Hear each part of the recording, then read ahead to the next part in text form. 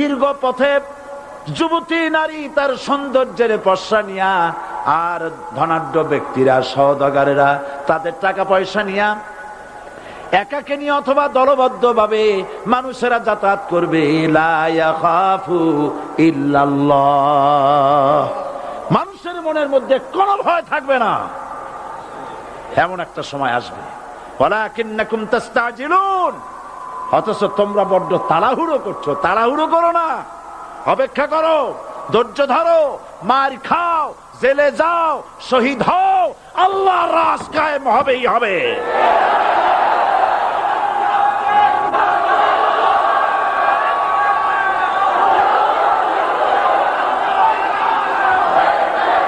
Building থেকে শিক্ষা গ্রহণ করুন।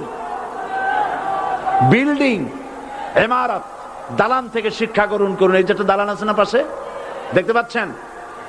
এই দালান কি দিয়ে তৈরি করা হয়েছে বলেন? ইট। সমস্ত ইটেরা যদি ধর্মঘট করত, আমরা কেউ মাটির তলায় যাব না, কেউ আমরা আগুনে পুড়ে ঝামা হব না, পিক হব না, কেউ আমরা টুকরা টুকরা হব না, সবাই থাকবো উপরে উপরে, তাহলে কি দালান হইতো নাকি? এই বিল্ডিং নির্মাণ করতে গিয়া ইটের যে স্যাক্রিফাইস, হাজার হাজার ইটকে পিক হতে হয়েছে, পুড়ে যেতে হয়েছে, খোয়া হতে হয়েছে, ভেঙে টুকরা টুকরা হয়ে 50 ফিট মাটির নিচে যেতে হয়েছে। তারপরে ইমারত গঠন হয়েছে, সুন্দর দালান তৈরি হয়েছে। যারা ইসলামী শাসন চান, আল্লাহর দ্বীনকে বিজয়ী দেখতে চান, তাদেরকে অসংখ্য মানুষকে পোড়াইটের মতো জেলখানায় পুড়ে পুড়ে মরতে হবে। অসংখ্য মানুষকে ফাঁসির কাস্টে ঝুলতে হবে, গায়ের রক্ত দিতে হবে, শহীদ হতে হবে, তারপরে ইসলামের ইমারতটা কায়েম হয়ে যাবে। শায়ের কবি কি সুন্দর করে বলছেন, কবি সুন্দর করে বলছেন, ये शहादत गाहे उल्फत में कदम रखना, ये शहादत गाहे उल्फत में कदम रखना, लोग समझते हैं आसा है मुसलमान होना। মানুষেরা মনে করে মুসলমান হওয়া খুব সহজ জিনিস। না, মুসলমান হওয়ার অর্থ হলো শাহাদাতের ঈদগাহে শামিল হয়ে যাওয়া।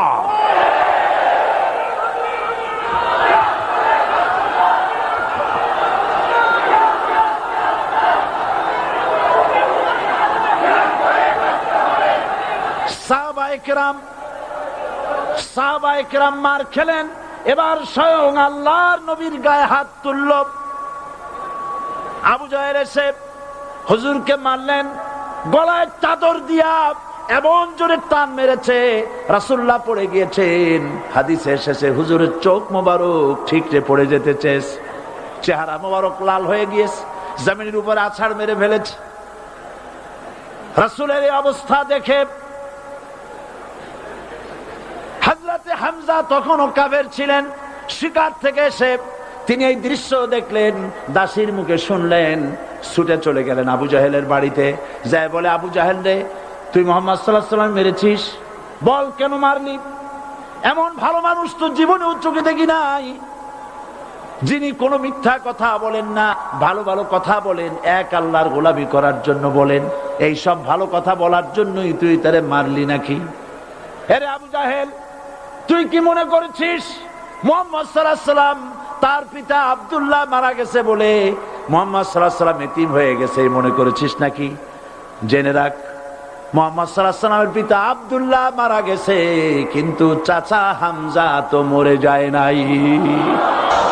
হাতের ধনুক দিয়া এমন জোরে আঘাত মারলেন, আবু জাহেলের মাথা ফেটে রক্ত ফিনকি দিয়ে বেরিয়ে এলো।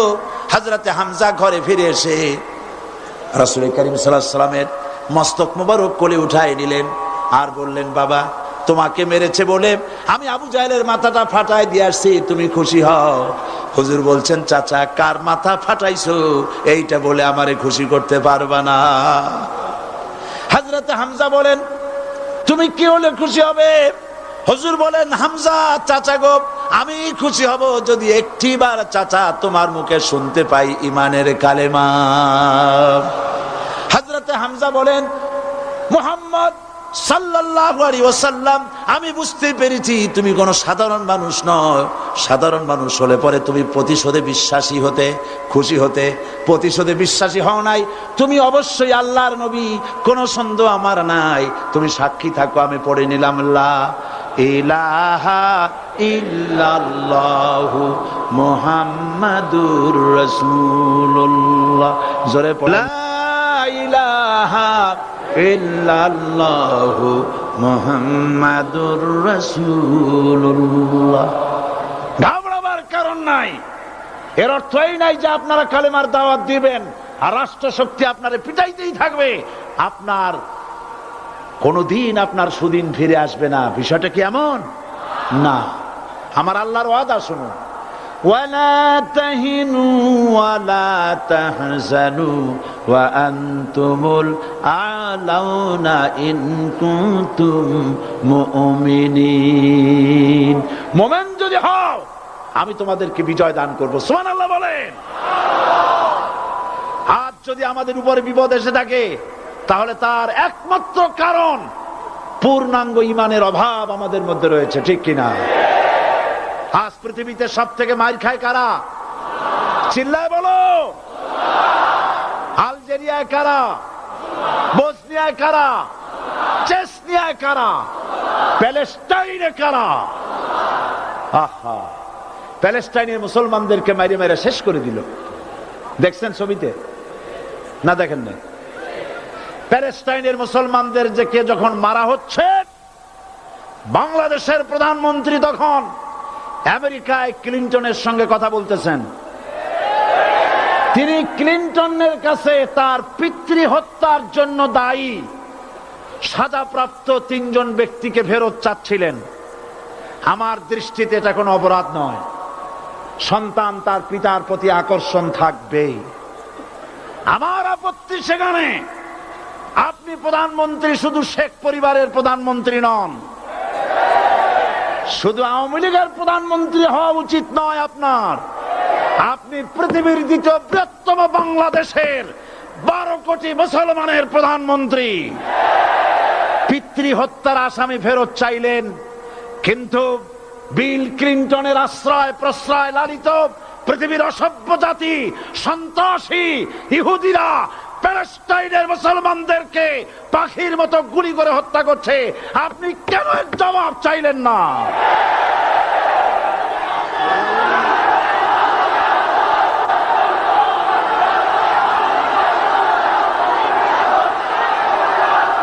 জবাব জবাব আপনি চাইতে পারবেন না, কারণ মুনাফিকদের সাহস হয় না, সাহস হয় মুমিন ব্যক্তি। বিল ক্লিনটনকে বলা দরকার ছিল, এই ইসরায়েলকে তোমরাই বসিয়েছো, মধ্যপ্রাচ্যের বিষ ফোড়ায় পরিণত করেছো তোমরা। তবে হ্যাঁ, যুরিবাত আলাইহিমুয যিল্লাতু ওয়াল মাসকানা ওয়া বাউ বিগাদাবিন মিনাল্লাহ। আল্লাহর গজব আসবে, ইহুদিরা পৃথিবী থেকে নিশ্চিহ্ন হবেই হবে ইনশাআল্লাহ। দেখেছেন তাকায়া প্যালেস্টাইনে ইসরায়েলিরা হেলিকপ্টার, গানশিপ, কামান, বোমা নিক্ষেপ করছে, আর প্যালেস্টাইনের শিশু কিশোর যুবকেরা ইহুদিদের নিক্ষিপ্ত বোমা আর কামানের মোকাবেলা করতেছে পাথর দিয়ে। আমি আমার অন্তরের অন্তঃস্থল থেকে ধন্যবাদ জানাই, মোবারকবাদ জানাই খালিদ বিন ওলীদের উত্তরসূরি, খাব্বাব খোবাইবের উত্তরসূরি প্যালেস্টাইনের ওই সব যুবকদেরকে যারা কাফের বেঈমান ইহুদিদের মোকাবেলা করতেছে ইট আর পাথর দিয়ে। আর আমি আমার অন্তরের অন্তঃস্থলের সমস্ত ঘৃণা দিয়ে আমি ধিক্কার জানাই পৃথিবীর মুসলিম শাসকদেরকে, যারা মুসলমানদের মার দেখে চুপ করে যারা বসে আছে।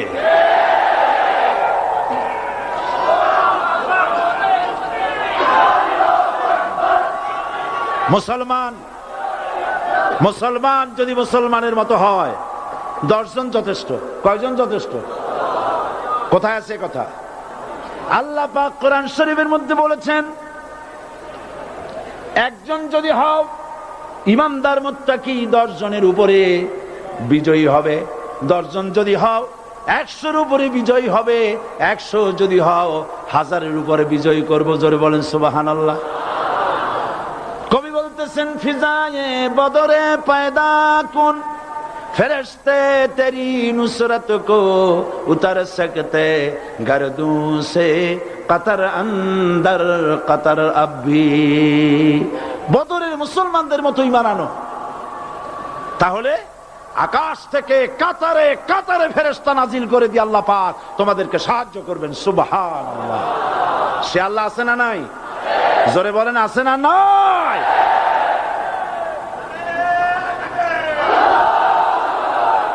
সেই আল্লাহ রাব্বুল আলামিন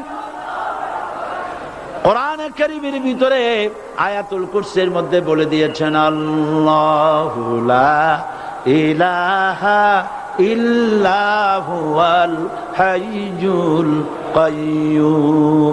প্রাণ খুলে সবাই পড়েন, বসা মানুষ দাঁড়ানো মানুষ। আল্লাহু লা ইলাহা ইল্লাহুল হাইয়ুল কাইয়্যুম। আল্লাহ রাব্বুল আলামিন, তিনি ছাড়া কোনো ইলাহ নাই, তিনি সার্বভৌমত্বের মালিক, কেউ নাই আল্লাহ ছাড়া। এই কথা মানুষকে ঘোষণা করতে হবে। বাধা, এই কথা বললেই বাধা দেবে কয় শ্রেণীর লোক? 3 শ্রেণী। প্রথম শ্রেণী হচ্ছে কে? রাষ্ট্রশক্তি। আজও তারা বাধা দিচ্ছে।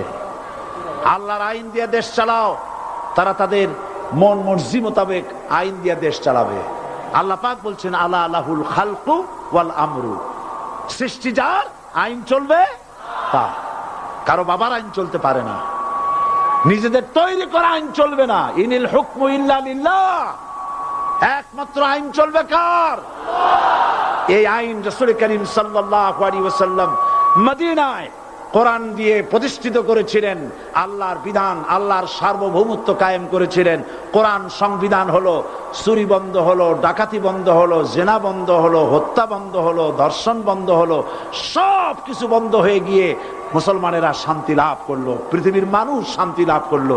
সুবহানাল্লাহ বিহামদিহি। আজ মুসলমানেরা শত্রু চেনে না, বন্ধু চেনে না।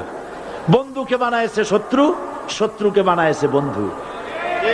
কে বন্ধু কে শত্রু চিনাই দিবেন কে? আল্লাহ। বলেন কে দিবেন?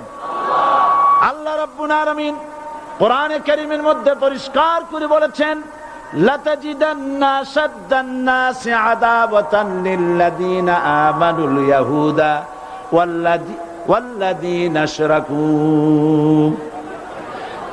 আল্লাহ পাক বলছেন হে রাসূল, মানুষের ভিতরে 2টা শ্রেণী মুমিনদের জন্য সব থেকে জঘন্য দুশমন। কয়টা শ্রেণী? 2টা। একটা হলো ইহুদ আর একটা হলো মুশরিক। একটা হলো ইহুদি আর একটা হলো মুশরিক। এটা হলো তোমাদের দুশমন। আর আজ আমাদের দেশে, পৃথিবীর বিভিন্ন দেশে মুসলমানেরা মুশরিকদের সঙ্গে সম্প্রীতি বাড়াচ্ছে, মুসলমানদের সাথে শত্রুতা বাড়াচ্ছে। আজ আমার দেশে পূজা পার্বণে বাধা নাই। পূজা পার্বণে বাধা আছে? পূজা পার্বণে বাধা নাই। বাধা কোথায়? কোরআন শরীফের তাফসীর মাহফিলে। কোরআনের তাফসীরের মাহফিলে বাধা দেওয়া হচ্ছে। গান বাজনায় 144 ধারা নাই, কিন্তু কোরআন শরীফের মাহফিলে 144 ধারা দেওয়া হচ্ছে। যারা দিচ্ছে তারা আবার ওমরাও করে, হজও করে। ওরা আমাদের বলে আমরা নাকি ধর্মের নামে রাজনীতি করি। বলে না? আমরা নাকি ধর্মের নামে রাজনীতি করি। আমি বলি ধর্মের নামে আমরা রাজনীতি করি না, আমরা ধর্মীয় রাজনীতি করি। কথাটা বুঝে আসছে কিনা? ধর্মের নামে রাজনীতি তো সেই ব্যক্তি করে 1996 সনের নির্বাচনের আগে যিনি মাথায় পট্টি বেঁধেছিলেন, যিনি শপথ গ্রহণের সময় হাতে তসবিহ পড়েছিলেন। ধর্মের নামে রাজনীতি তিনি করেছেন। আজ অনেকগুলি ডিগ্রি পেয়েছেন তিনি, অনেকগুলি ডিগ্রি পেয়েছেন। কয়টা? মুখস্থ হয়ে গেছে আপনাদের। শকুনেরা, শকুন যদি গরুর গোশত কিনে খাওয়া লাগতো, 80 টাকা কেজি দরে শকুনে এত গোশত কিনে খাইতে পারতো না। লেখাপড়া করে যদি ডিগ্রি নেওয়া লাগতো, এত ডিগ্রি কপালে জুটতো না। পয়সা দিয়া ম্যানেজ করা ডিগ্রি, কিন্তু 9টা নিলে কি হবে? আসল ডিগ্রিটা এখনো বাকি আছে। আসল ডিগ্রি কোনটা? নির্বাচনের আগে পট্টি বেঁধে তসবিহ নিয়ে গোটা জাতিকে যে সফলভাবে প্রতারণা করতে আপনি পেরেছিলেন মহাপ্রতারক হিসেবে, সেই ডিগ্রি আগামী নির্বাচনের মোক্ষম সময় জনগণ আপনার গলায় পরায় দেবে।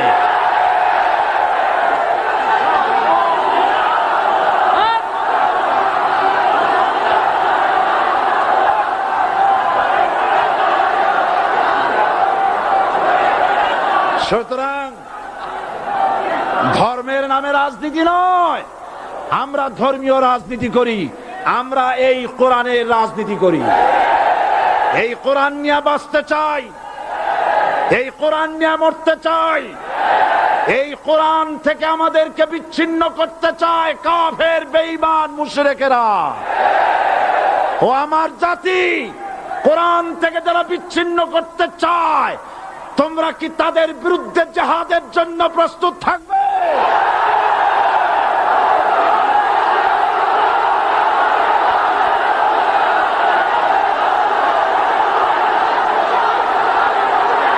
বসেন, বসেন, বসেন,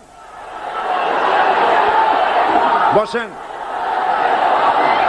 বসেন। আমি বুঝতে পেরেছি বিষয়টা কি। আসরের পরের থেকে বসা তো, সুযোগ পাইয়া খাড়া হইয়া কোমর সোজা করলেন। বসেন, সবাই বসেন। কোমর সোজা হয়ে গেছে, বসেন। এত বড় মাহফিল, জীবনে আর একটা পাবো নিশ্চয়তা আছে কি? জোরে বলেন, আছে? আজ আমাকে কথা বলতেই হবে ইনশাআল্লাহ, কারণ আগামীতে আবার আপনাদের সাথে দেখা হবে কিনা আমি জানি না। কথা বলতেই হবে। বসেন, কেউ দাঁড়িয়ে থাকবেন না। আমি দেখতে পাচ্ছি বাংলাদেশের ভাগ্য আকাশে উত্তর গগনে কালো মেঘ জমা হয়েছে। ঝড়ের পূর্বাভাস লক্ষ্য করছি। যদি মোকাবেলা করতে না পারেন সক্ষম ভাবে, এমন অন্ধকার গাঢ় কালো অমাবস্যার রাত আসতে পারে যার সুবে সাদেক হওয়া অসম্ভব। সুতরাং আপনারা কি কাপুরুষের মতো কাফের মুশরিকদের গোলামি করে মরতে চান? বিড়ালের মতো 500 বছর বেঁচে থাকার কোনো লাভ নাই। সিংহের মতো 1 ঘন্টা বাঁচতে চাই। আমাদেরকে বলা হয় সাম্প্রদায়িক উস্কানিমূলক কথা নাকি আমি বলি। পত্রপত্রিকা দিছে না তারা? সাম্প্রদায়িক উস্কানি কথা। সাম্প্রদায়িক উস্কানিমূলক কথা বলি, সেই জন্যই বোধহয় শত শত মুসলিম আমাদের কাছে এসে মুসলমান হয়। মানুষে আর বোকা বানানো যাবে না। যাবে কি? আর বোকা বানানো যাবে? তারপর বলছে কি? এরপরে বলছে, আমাকে বলছে রাজাকার। শুনে রাখো চট্টগ্রামের লক্ষ লক্ষ জনতা, পার্লামেন্টে যখন আমাকে এই কথা বলা হয়েছিল, আমার পার্লামেন্টের কলিগ